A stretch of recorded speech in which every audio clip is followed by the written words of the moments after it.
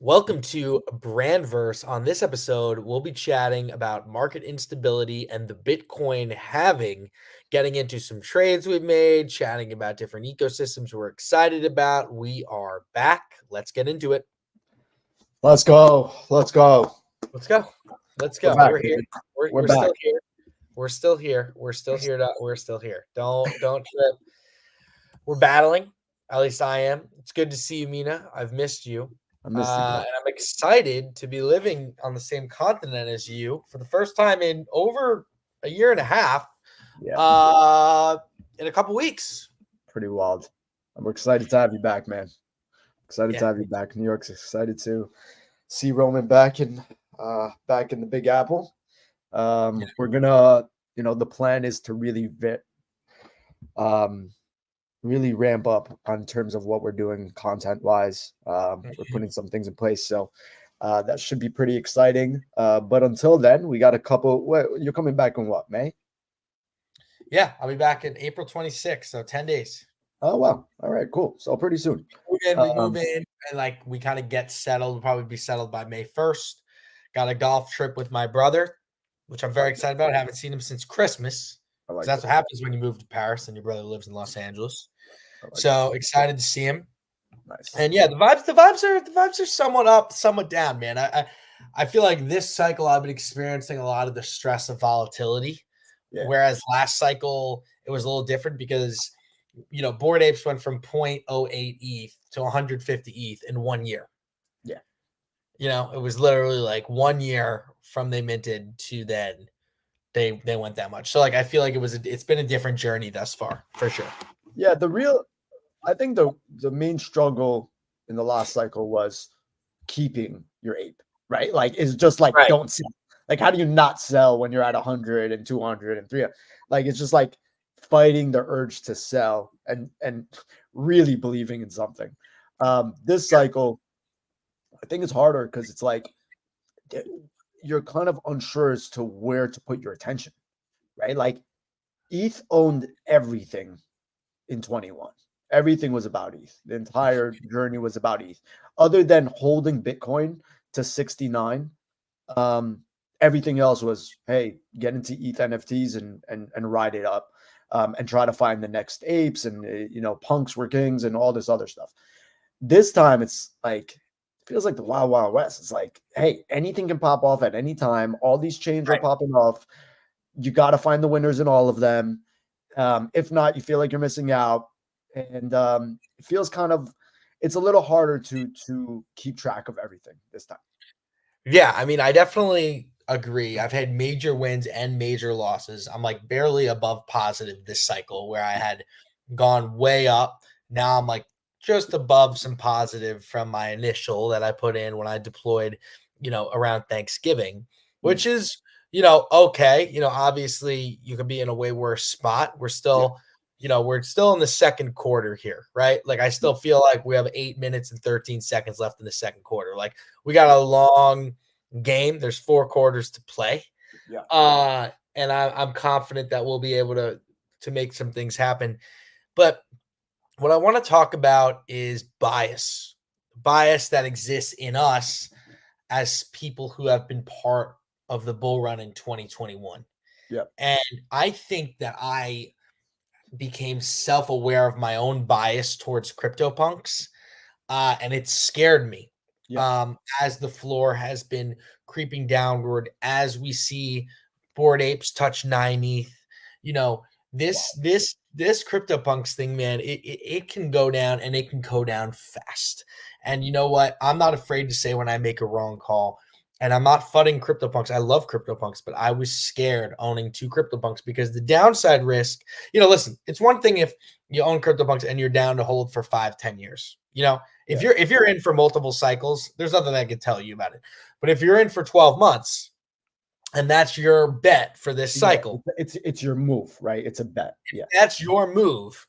Good luck, because it has been relatively weak. It has very low liquidity. And the only people buying them are people who are, heralding them in 2021. Yeah. The people buying them are the ones that were around last cycle, and they know that they have this idea that punks are kings and they're not going anywhere and they're going to be the grails forever. Exactly. And I'm starting to realize that some of those assumptions are held in bias. And albeit the punks community is incredible, never seen anything like it. It was I will say, it's the most impressive community. Like by they far show up, the they it feels like they own every conference. Like it seems like every really cool event or every impactful event or every event where you have real builders, it typically is a punks event, which is very interesting. You're 100% right. But they do a I good had job. to source a buyer for my punks. I had 2 of them. I had to source a buyer. Like there hasn't been a sale in 3 days. Jesus. Like I had to source a buyer on Twitter. Oh, did you sell one already? I may have liquidated my punks. Yeah. Oh, okay. That's what I'm saying. Wow, that's a I've move. completely That's a move. rebalanced my portfolio. I Okay. sold both. I cut my losses, and I've rebalanced my portfolio into Bitcoin, into WIF, which I'm very bullish on. I think it's hiding in plain sight. One of those things where, there's a narrative. It's the strong leader, market dominance. So I'm not even invested in Solana. I'm just invested in WIF because I think it's a leveraged play on Solana. And then I have a little Dogecoin. So, and I cashed out a little bit. Those are my 3 plays right now, and we'll see where we take it from there. But I'm confident in those, at least for me, and what I'm looking at and what my goals are. We'll get into what the world's current affairs look like, which obviously has a big play on this. But anyway, that's the latest update with my portfolio. Yeah. So just summary for you is you put some of your winnings, you got a couple punks, and then Instability. And to be fair, it's like I don't even think you're just I think it's smart because it really the punks market can tank pretty quick. Like we saw what happened to apes. Apes went from 50 to like 25 in the matter of like a month. And it was exactly brutal. And the downside risk just outweighs the upside risk, at least in the short term. And the thing that I do think is helpful for punks and why they don't have like that crazy 100% drop in a day is because it feels like such an illiquid market, right? Like the market is just so weird to get in and out of, right? It's not like you just go on whatever Blur, but I don't even think they're tradable on these things. So no, they are tradable on Blur. There's only like 7 or 8 bids that you can dump into. But there's a guy who runs the floor. It's called Punks OTC. It's not even a guy. It's a company. Okay.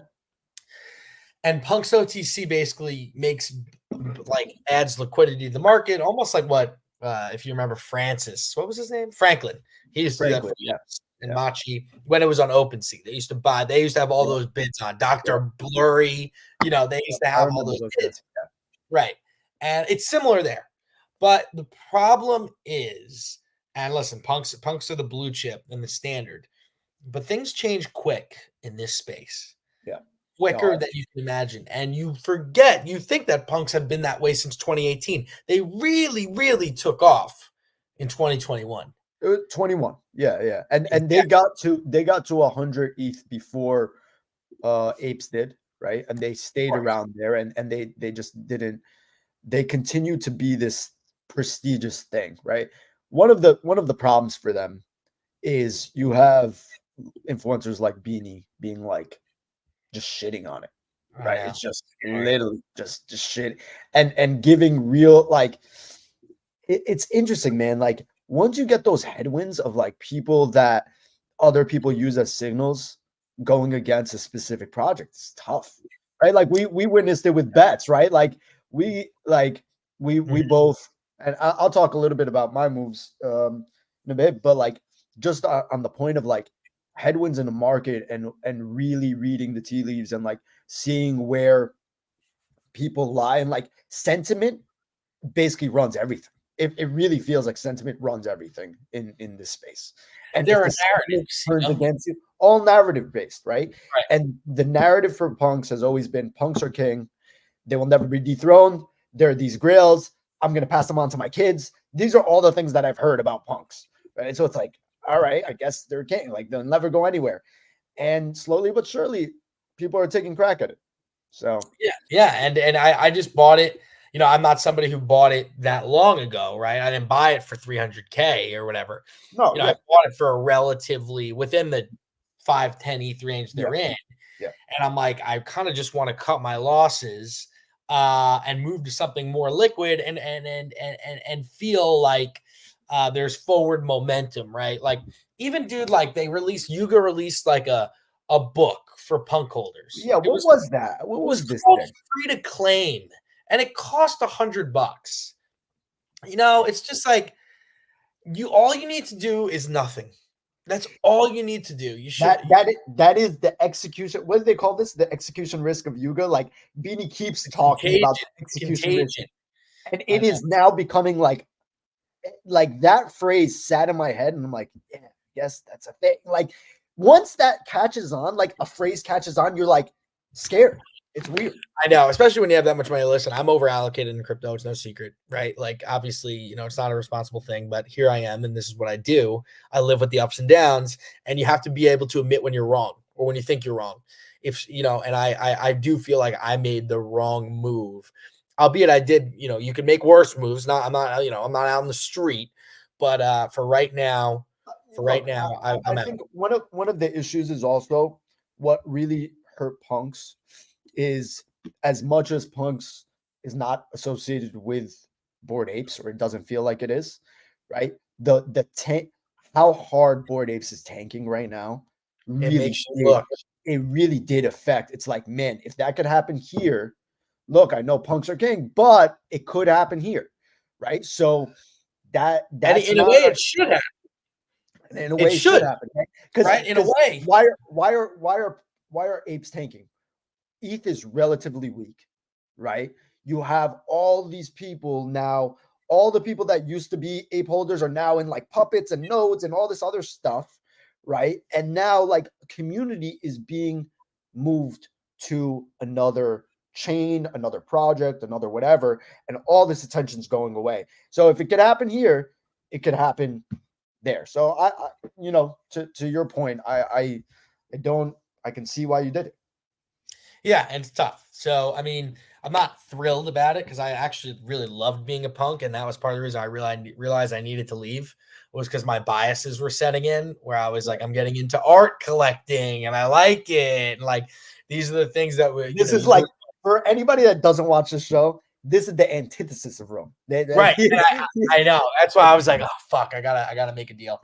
So, it sucked, and I was up all night, and then I just made the deal like 2 hours ago, so it's Okay. fresh. But anyway, we move on. Yeah, I'll go a little bit in terms of like what Please, do what tell. I'm up to. Um, I'm still riding with the puppets. I do think. Look, my thesis in terms of ordinals is ordinals will run when Bitcoin runs to 100, right? Even without You're not Bitcoin wrong. running, even without Bitcoin running, we saw puppets hit zero point 0.5 for a second. For Yeah, 1 second, they hit must zero be point 0.5. fun. Must be a fun ride. It's pretty freaking wild, right? Like I bought in, man, I wish I got in when a couple of our friends got in, but like I bought in like pretty sub whatever. Like I got in at a good spot.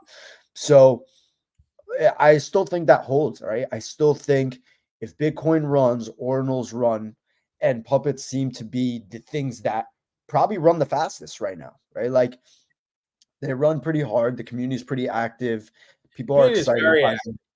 them. And the cool thing is you're getting this same type of BAYC vibe in 21 where you're getting airdrops that are actually worth something, right? Right. And that makes it even more exciting where you Mhm. get like every puppet got this rune pup drop to them, which is now worth, or I guess over the weekend was worth like 12 grand or something. It was crazy. So like That's insane. I mean, yeah, like that's such BAYC vibes. It's like, oh, you get a mutant and you get this and you get, so right. it's like I really like that.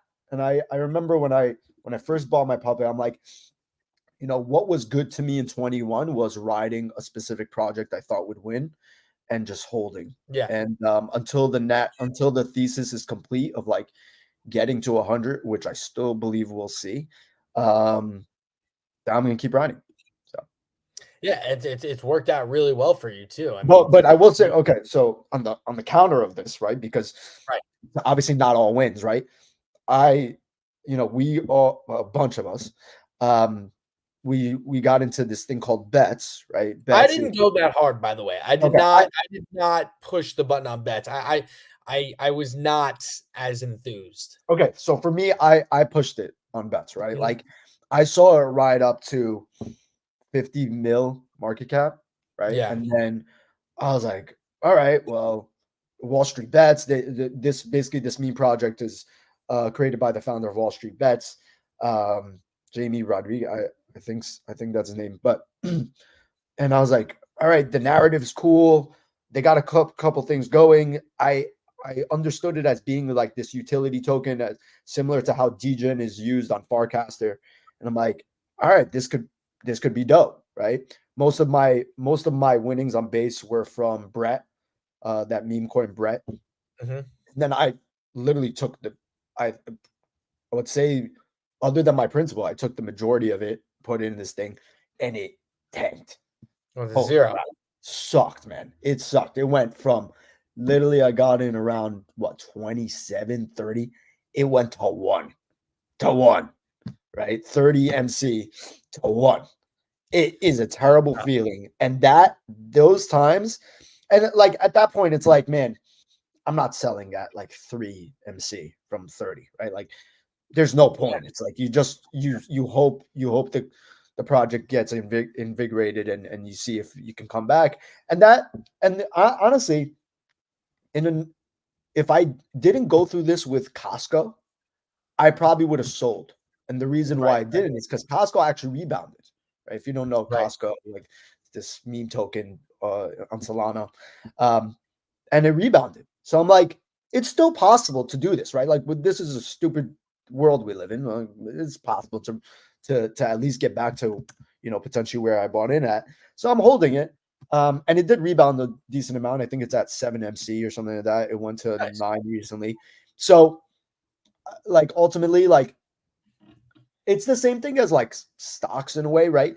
If what I've learned in the meme coin world is if your meme coin can last a week to 2 weeks without literally just going to Going zero, zero. Yeah, you have a bounce back you percentage have chance. you have potentially to bounce back, right? It's Especially possible. like 50, like meaningful, like 30%, 50%, like Exactly. Right. And definitely. you can at least just get back to save something, right? And then like instead of like being so emotional, like, yeah, I got to get out of this. I don't care. I got screwed, whatever. I'm just trying to be like, all right, chill out. Just calm down. Yeah, and I think that things will work out. I think that this run is might be paused for a moment here, but I certainly don't think we're I said earlier this year it's going to be a volatile year, you know.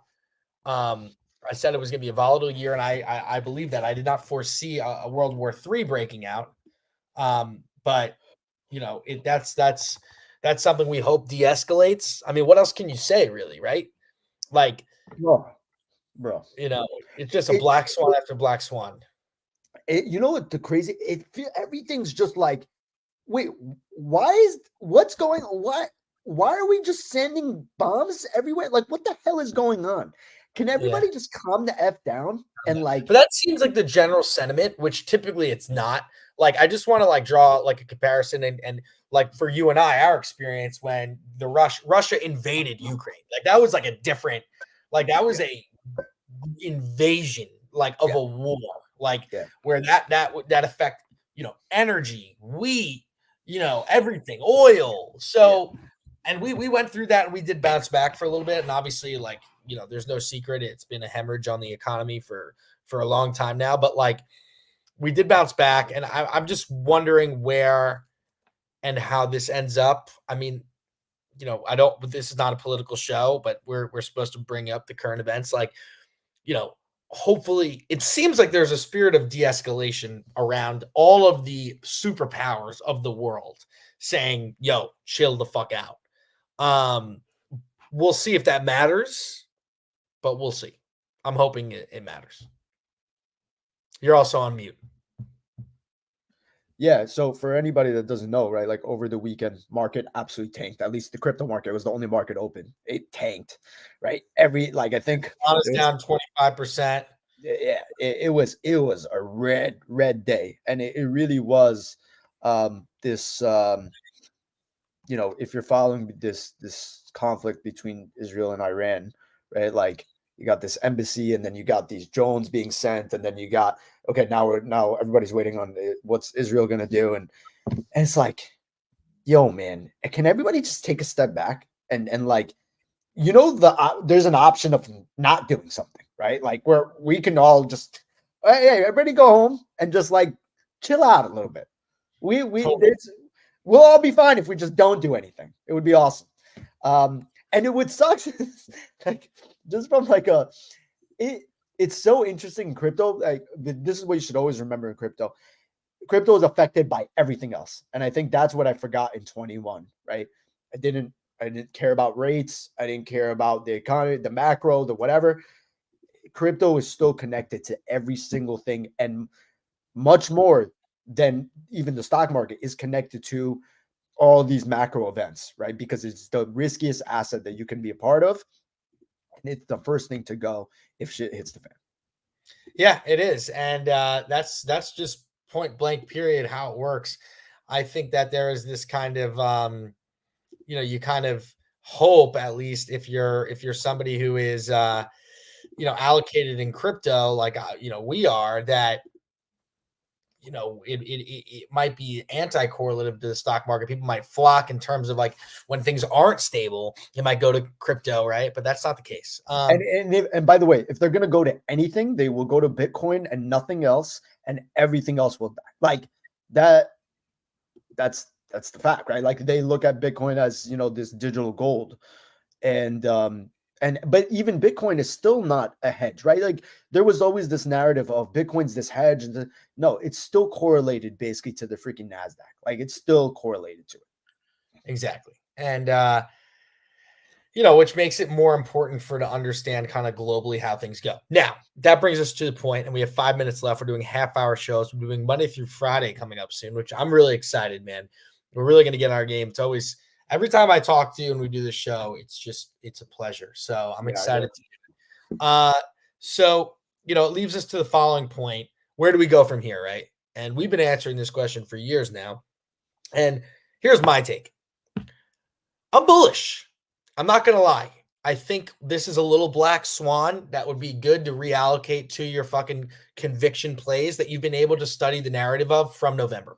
Yeah. So the first act has closed.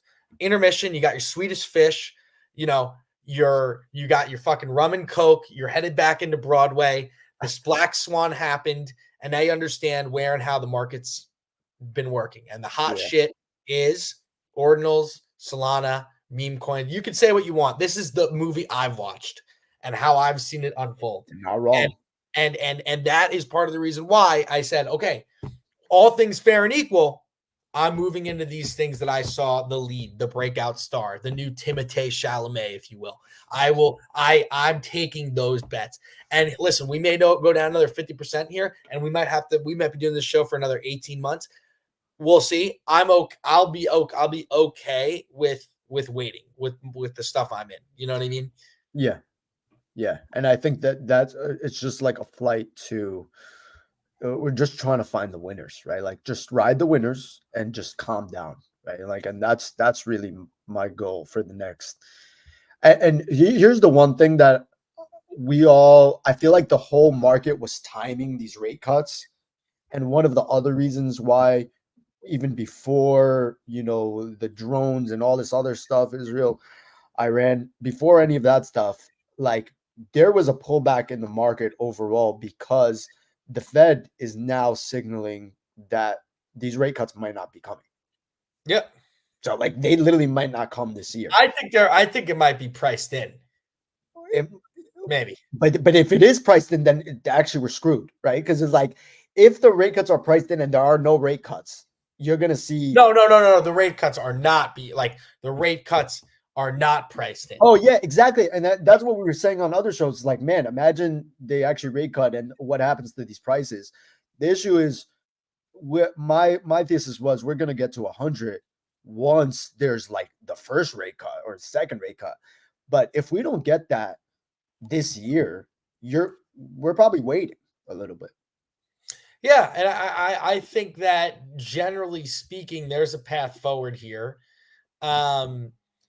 The question is, other than that, I'll ask you this. Yeah. Other than the rate cut, what else spurs like a Bitcoin to 100 or whatever 90, of ETH back to like 5? Yeah, I mean, it's tough to answer that because like we just have the halving 5 minutes from now. Like it's literally in like 10 days. Yeah. We have an election coming. You know, there are different things that change. You know, we were talking about this. We people were trying to forecast when the next bull was, and nobody said 2024, right? Because they were like, what will be the narratives? What are the catalysts, right? And it's like, although they may not be there right now, I think there's enough. Maybe I'm just coping. I do think that I still think there's more to come. And I do think we're earlier. I don't think retail showed up. I think Bitcoin has shown a lot of relative strength relative to the economy in a way that no one expected. That's true. And I think that from that, we can garner that perhaps this generation of investors are more partial to digital assets than we necessarily thought. We shall see. But for me, at least, I'm bullish on the shorter term. As long as we can. The only thing that's changed is that there was like the inflation rate rose like a little bit of a percentage point, and then there's a war. You know, and that's the main thing that really hits home for me, at least. Yeah. So we'll see. I still think I agree. Like, again, I'm not selling like Bitcoin right now. Like, what are we talking about? But to your point is like we went through this, first, second inning thing of like really experimenting, seeing what's working, seeing what's not, seeing where the attention is. And also another thing is like attention moves very quickly, right? Like there's this thing I'm in called like what's it called, like Epic, this duck thing, right? Did you see this duck? Did you see duck to a buck? I love that. Freaking love it. To a buck, yeah. It's so good. Pumped. You know, it's certainly being pumped. Oh, it's crushing right now. So like the space moves quickly and like narratives change and whatever. But overall, I think since we started doing this pretty actively in February, starting February, it's like Solana's winning, meme coins are winning, and Bitcoin's winning. And ETH, other than base, has been really lagging. So take that for what you want. Yeah. And take that for where you are. And also the bull case for ETH is more of a bull case for Solana anyway. You know what I mean? If ETH ETF gets approved, Solana is going to go through the roof because people want to capture that upside. That's the tough part to swallow, right? So we'll see from here. Another thing I want to point out, and then I have another meeting I got to jump to right now, is like people are hyperbolic, like very scared, very emotional. Like, I don't think it's as bad as people say, and I don't think it's as good as people say. I think it's somewhere in the middle. We'll see where it brings us. Just on that point, you brought up Ukraine war, whatever, last time. I remember selling most of my stuff before when we got news of you. I was like, oh my God, everything's over. The market corrected in literally 2 days and it was like back to all-time highs. And I'm like, what did I do? So like, just calm down. It was an interesting, it's definitely, I mean, it's complicated, but I think people were really worried that, like, for instance, like it shit escalating, but it seems like world leaders like don't want anything to do with this. It's not their war. So we'll see what happens. We hope so. All right. We love you guys.